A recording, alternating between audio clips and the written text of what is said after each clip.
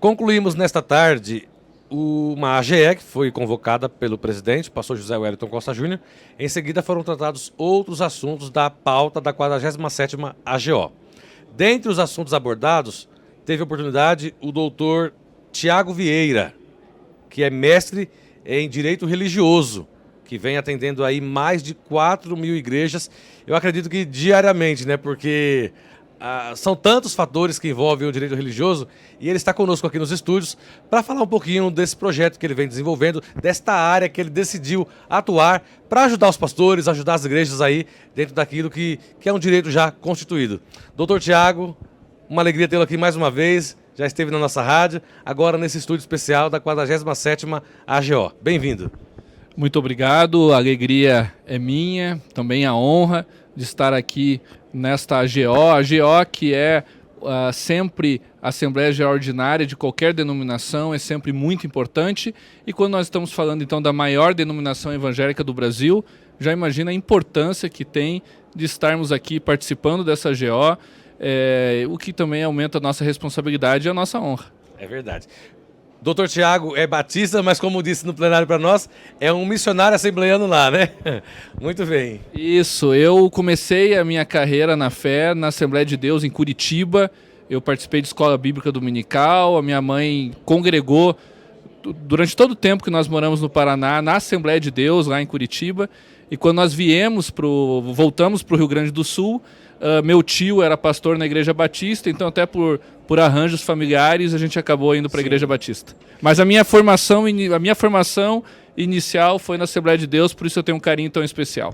Pentecostal, né? É isso aí. Doutor Tiago, o senhor está voltado nos últimos anos ao direito religioso. O que lhe chamou para essa área específica que talvez antigamente não era tão falada, mas hoje faz-se tão necessária, né? Pois então, eu me formei juntamente com o Jean Regina com 23 anos. E se hoje eu tenho a cara de guri, imagina com 23 anos. É verdade. Então era difícil você ter clientes, porque ninguém queria confiar sua causa a um menino de 23 anos. É verdade. Então nossos primeiros clientes foram nossos familiares. E os meus familiares, muitos eram pastores, de denominações diferentes, inclusive. Pastor da Assembleia de Deus, pastor do Brasil para Cristo, pastor da Batista. E foram os primeiros clientes, as primeiras pessoas a nos procurar. Então eu comecei a resolver imunidade de PTU, templo que não estava regularizado. E eram 3 igrejas, daqui a pouco 30, daqui a pouco 300. E quando nós percebemos, nós estávamos atuando em direito religioso em todo o Brasil. Então não foi algo assim que agora nós vamos atuar no direito religioso. Não, foi Deus que nos colocou, que nos direcionou para defender as igrejas em todo o Brasil e os pastores. Doutor Tiago, eu ouço sempre de leigos, às vezes nem tão leigos também. Mas a igreja não precisa de advogado. Mas a igreja não precisa disso. Mas a igreja é espiritual, quem defende a igreja é Jesus. Mas a igreja, ela é uma entidade social também, né? A igreja, se não tiver um bom advogado, ela paga impostos, ela tem obrigações a cumprir, mas também tem direito, tem deveres, né? Tem deveres a cumprir, mas também tem direitos. Em que uma igreja pode precisar de um advogado? Explica, de repente, para um irmão que pensa desse lado, desse grupo aí, que a igreja é só espiritual. A começar, nós estamos numa AGO. E na AGO, atrás da mesa diretora, tinha a comissão jurídica. Então, a Assembleia Geral, o Estatuto, é organizado por advogados. Inclusive, o Estatuto Social não tem como ser registrado se não for assinado por um advogado. Sim. Então, a própria organização da igreja, ela necessita de um trabalho de um advogado e de um advogado em direito religioso.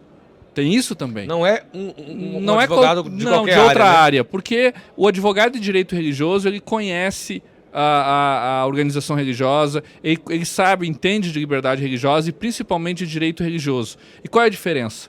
Não é possível você advogar para uma organização religiosa, para uma igreja, se você não entende minimamente de teologia. Porque a teologia é a base da igreja. E se a teologia é a base da igreja, a teologia, de certa forma, acaba protegendo a igreja. Então nós precisamos entender de teologia para que então possamos advogar para as organizações religiosas. E eu falei aqui de estatuto, mas tem também situações envolvendo IPTU, envolvendo IPVA, imunidades tributárias e hoje, principalmente, a situação envolvendo discurso de ódio. Sim. Por isso que é importante a teologia.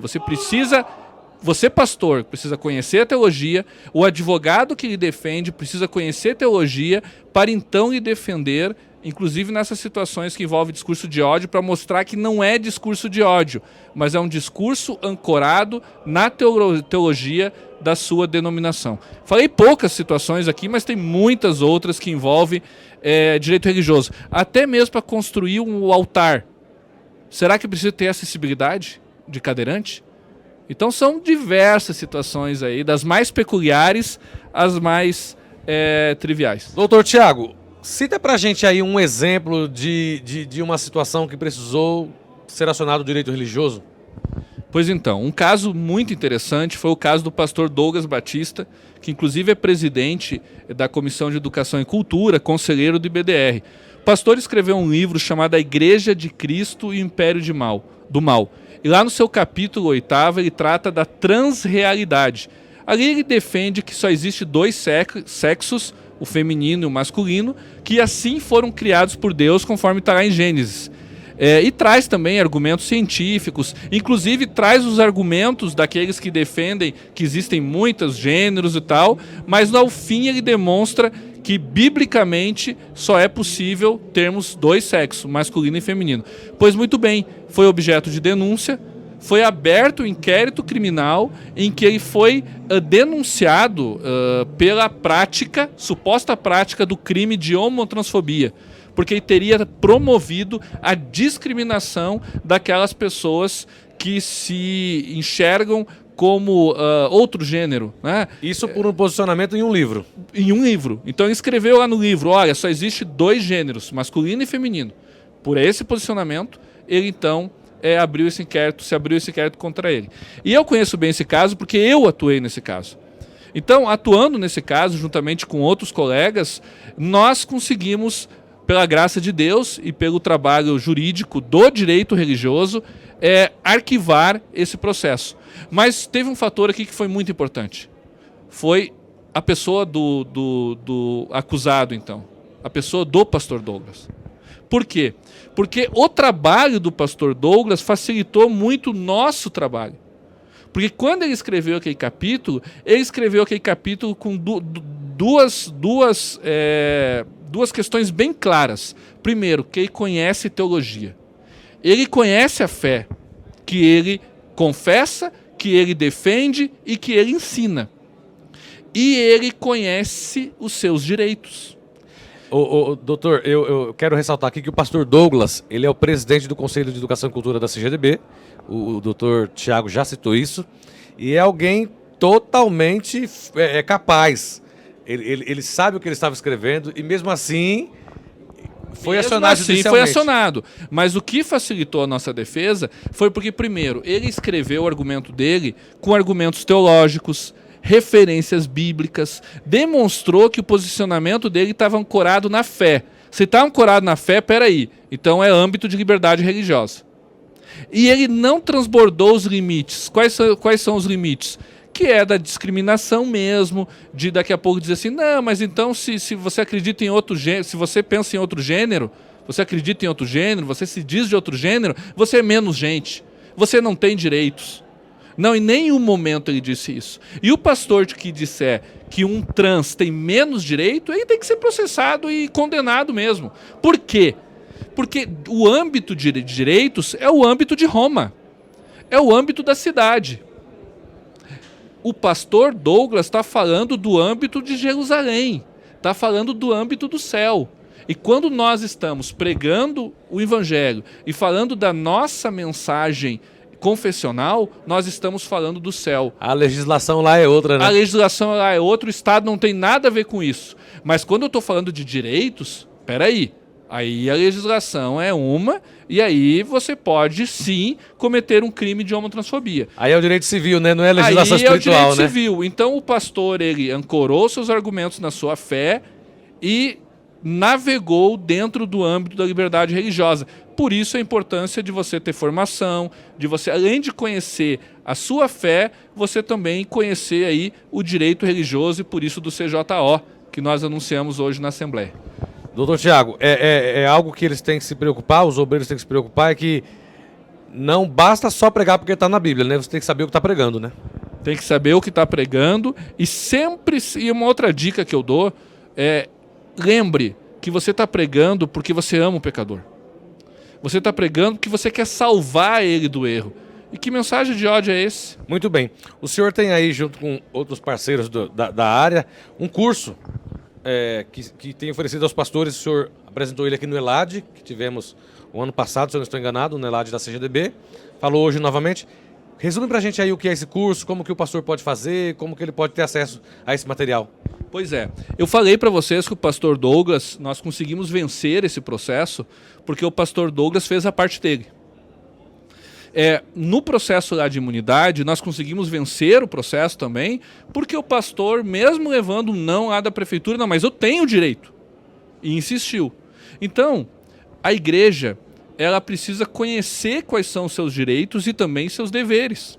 Nem que seja minimamente, basicamente. Porque senão ela não, ou o pastor vai, de uma forma ou de outra, cometer algum erro, e aí tem que pagar por isso, questão de deveres, ou então não vai usufruir um direito que ele tenha. Por isso, o Instituto Brasileiro de Direito e Religião, com apoio do Direito Religioso, da CGADB, da Comissão de Educação e Cultura, criou o curso jurídico de obreiros, que é o CJO. É um curso que tem 40 aulas, cada aula no máximo de 20 minutos, com uma linguagem simples, com uma linguagem fácil. Não é um curso dirigido para advogados, é um curso dirigido para obreiros, desde o diácono até o pastor, presbítero, evangelista, para obreiros. É um curso que explica o que você pode falar, como você pode falar, como funciona a CNPJ da igreja, alvará de igreja, contabilidade, questão de acessibilidade, retórica, discurso de ódio e muitas aconselhamento pastoral. Isso é um outro problema, que eu podia trazer outros casos aqui, né, de pastor que recebeu aconselhar uma irmã e depois a irmã disse que o pastor assediou ele. Sabe? Então, muitas e muitas outras dicas para você, pastor, evangelista, presbítero, diácono, de como exercer o seu ministério da melhor forma possível. Aí o que você faz? Você entra lá no www.direitoreligioso.com.br/CJO, C de curso, J de jurídico e O de obreiro, CJO, www.direitoreligioso.com.br/CJO. Vai estar lá as 40 disciplinas. Eu, o Jean, damos aula. O professor Valmir Nascimento é o coordenador acadêmico desse curso, pastor da Assembleia de Deus, lá da Comademate, Cuiabá. Então, nesse curso você vai conseguir conhecer minimamente seus direitos para que você possa usufruí-los e também, se precisar, você possa chegar no advogado e dizer: eu tenho esse direito e tal. E muitas vezes os advogados não conhecem, não sabem. E muitas vezes o advogado, ele diz para o pastor: não, pastor, você não tem esse direito. O pastor que faz esse curso já vai: opa, esse advogado não sabe o que ele está falando, tem que procurar outro. Né? Então não perca tempo, faça lá o CJO. Muito bem, conversamos agora com o Dr. Tiago Vieira, que está aqui em São Paulo, participando da 47ª AGO da CGDB.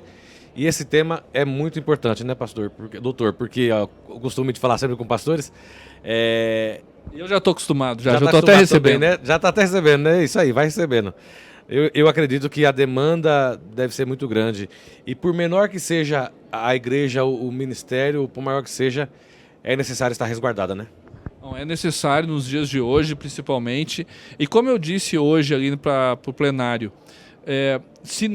o que é a liberdade religiosa? A liberdade religiosa protege o exercício da nossa fé. E nós só temos, uma coisa complementa a outra, veja como é interessante. Nós precisamos exercer a nossa fé para que nós tenhamos liberdade. E para que nossa fé seja mantida, para que a gente pregue o evangelho e tantas outras liturgias e verdades da nossa crença, nós precisamos de liberdade. Então veja, uma complementa a outra. Eu só tenho liberdade se eu exercer a minha fé. E eu só exerço a minha fé porque eu tenho liberdade. Então não deixe de exercer a sua fé. Não deixe de pregar o evangelho, de cultuar a Deus, de falar sobre Jesus na escola, no trabalho, mas saiba que você vai ser atacado por isso. E se você for atacado por isso, você precisa ter instrumentos de defesa. Não é nem de contra-ataque, é de defesa. E aí entra o direito. Como Paulo disse, peraí, eu preciso de um julgamento, eu sou cidadão romano. Então nós precisamos conhecer nossos direitos para nos defendermos. Então, está lá no livro do profeta Oséias, o meu povo padece ou perece porque lhe falta conhecimento. E agora não lhe falta mais direitoreligioso.com.br/CJO. Pois é, você agora está instruído, orientado, não corre tanto risco mais se correr lá e se inscrever no curso, tá certo? Deus abençoe você, voltamos já já com outro convidado.